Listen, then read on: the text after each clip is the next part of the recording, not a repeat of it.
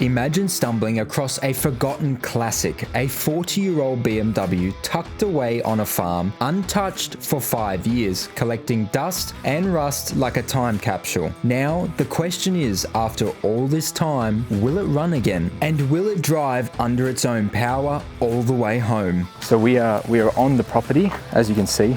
Battery jumper cable, and right now we'll reveal the car to you. Jeremy's first time seeing it too, but look at it, bro. In today's video, we tackle a massive challenge, driving nearly 2 hours from home in an attempt to get this old BMW started and drive it all the way home. We've got the trailer on the back from U-Haul, never towed a car trailer this big, so we're gonna find the out, but we've got about 1 hour and 10 and we'll be there. But like every good adventure and every old car, it wasn't always smooth sailing. It needs start, you bastard. And what makes this journey even more special is the fact that we get to do it in my Toyota Land Cruiser, a car that we revived from a shed that was abandoned for 6 years only at the beginning of this year. Yeah, gang, we on the trailer. All right, here we have the mighty straight six. Where's your intake, buddy? That's a good question. Where is the intake? That's my intake. There are obviously always risks when buying an old European, especially one with a lot of problems and hasn't run in a long time. But these cars were very well built. This 3.5 litre straight six is out of a 7 series from the same time. It has been swapped into this, which was originally a 2.8 litre. All right, you ready? We're going to attempt to put a battery in it and see if any life breathes to it. Hopefully there is a bit of life, because we want to be able to get it on the trailer without winching it. Yeah. Actually, no, our plan is to drive this home entirely under its own power, but I don't have full faith that it will make it the whole way home. So we are going to see. Definitely going to drive this back. This 1984 E28 BMW 5 Series is by no means perfect. It has quite a few issues, so we definitely have our work cut out for us with this one. Now is the real test. Will this car that's been sitting for 6 years almost, very similar to my barn find Land Cruiser, actually crank with just a battery? It was sitting in the shed area behind, in front of this old one here, which we'll take a quick look at. So this, I believe, is a 520, and it was just the parts car for that. It's very sad to see one of these just lying around, rotting away essentially, but I don't have the space to take both of them. Otherwise, I would love to. What do you think of it, Jeremy, so far? It's alright. I like it. Yeah, needs a good clean. Let's see, does this have a toolkit? Does it have a toolkit?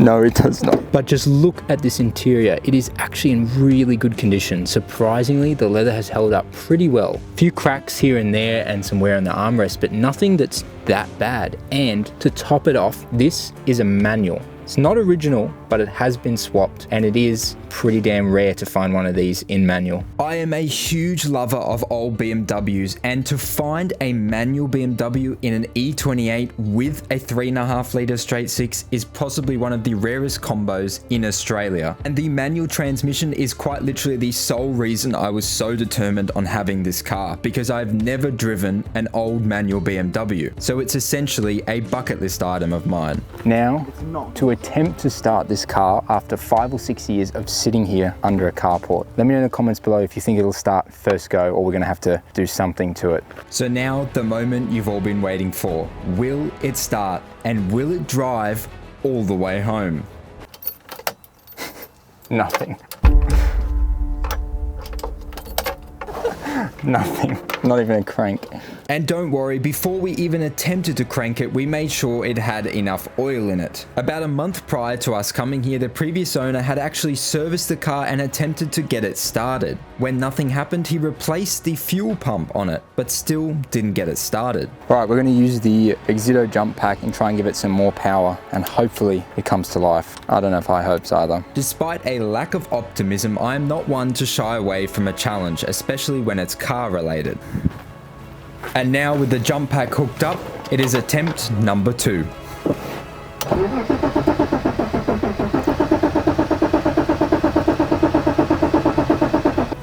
Oh! It needs start, you bastard. It does. Needs start, you bastard, and it's absolutely empty on fuel, which is something we should have thought of. All right, we're off to get some new petrol. and some starter fluid. We prayed that with a little bit of persistence and some starter fluid, she might just breathe to life. So we have 5 litres of new fuel, and we have some Start Your Bastard, which should crank the engine over. Well, it cranked actually, just didn't start.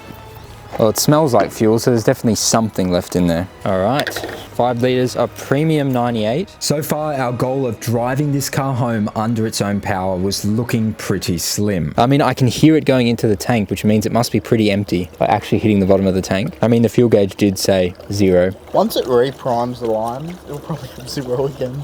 One thing we weren't hearing when we turned the key was a fuel pump prime. Now, the fuel pump is definitely new, so why wasn't it priming? All right, so we've got Jeremy doing some Start Your Bastard in the, well, starter fluid for all you other people not from Australia, because I don't think this stuff is sold anywhere else. Australian made. Aussie made. So he's going to spray it in the intake, and I'm going to crank it. We've got the new fuel in. Let's pray. But the main goal of this was just to see how the engine sounded and made sure it was in relatively healthy condition and didn't have any kind of rod knock. Jump pack is on. Are you ready? We have power. So unfortunately, the battery we have in there is rubbish, so it's just not working very well. I wasn't going to pay for another battery. So now, on lucky attempt number 3, will the car show any signs of life?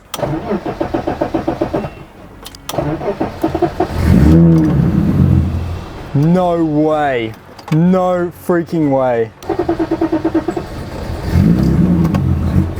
But unfortunately, no matter what we did, all it would do was splutter on starter fluid. It wouldn't actually idle.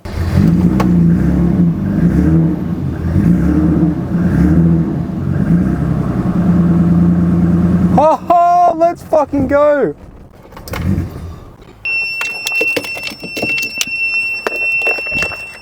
I think we fried the pack.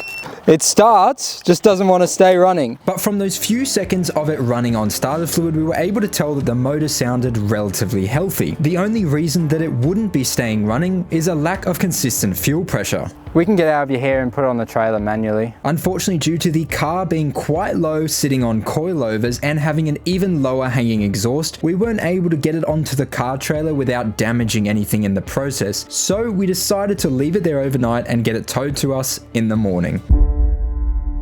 But unfortunately, that means we had failed the challenge. We weren't able to get it running and drive it all the way home, like we did my Land Cruiser. So unfortunately, we were not able to take the car home yesterday afternoon. And that's mostly because of how low the car actually sits to the ground. The exhaust is practically touching the floor. So we didn't want to damage anything getting it onto the car trailer that it was going on that we'd rented. So we decided to leave it there overnight and get it towed. And as you can see, it's right here behind me. I'm just kidding. It's about to come on a tow truck, so it should be here in a few minutes, and I'm so excited to see it and actually get started on getting it running properly.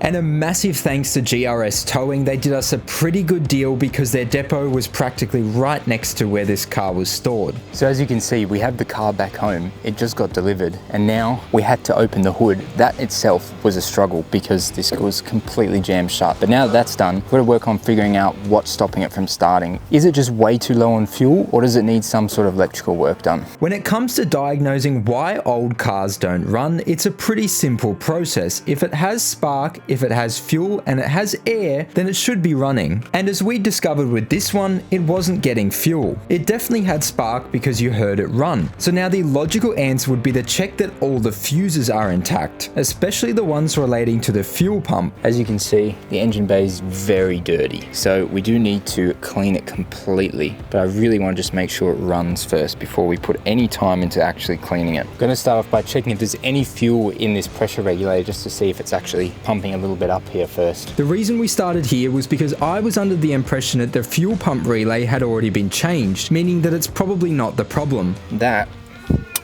looks pretty dry to me. The fuel pressure regulator releases any excess fuel caught in the fuel lines, and this hose being dry means that nothing was returning to the fuel tank.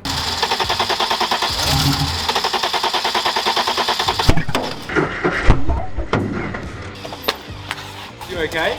Just a friendly reminder that whenever you're using starter fluid to always be super careful because things like this can happen very often. Luckily, nobody was hurt. I've just checked the fuel line at the back and we have fuel up to the injectors. So Now it has to be an injector issue. But it turns out the fuel in the lines was just because the injectors themselves were not opening. Basically, for the car to know that it's cranking and running, there needs to be a constant signal from the crankshaft all the way through to the ECU that sends power to the injectors. And since the injectors were not firing and the fuel pump wasn't priming, it means we definitely have some kind of electrical issue. This tiny little relay could be the only reason that this car isn't running. This is a fuel pump relay. I ordered it the other day and it's only about $20, so this could be the solution to this car, but that would be a little bit too easy. As you can see, the mess of wires under here is pretty bad at the moment, but we have managed to have some kind of success. This is the main relay,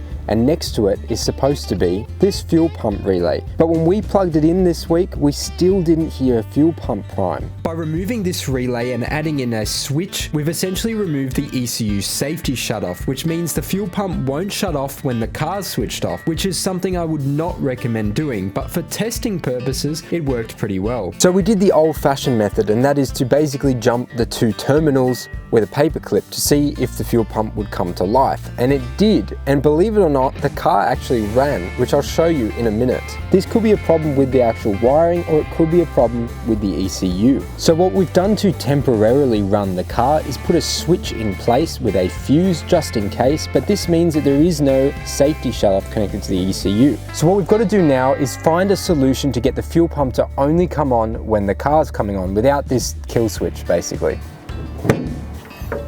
So now is the moment you've all been waiting for. We're going to actually start this car and let it idle for the first time in 5 or 6 years.